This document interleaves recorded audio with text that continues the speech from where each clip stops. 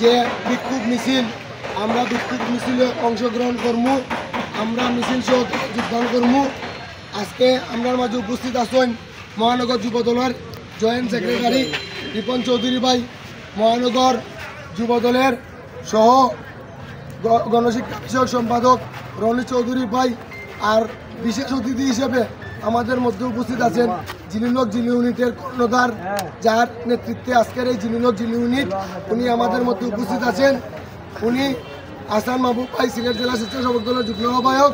আমরা আর কথা বাড়াবো না, আমরা সামান্য দিক নির্দেশনামূলক বক্তব্য দেব।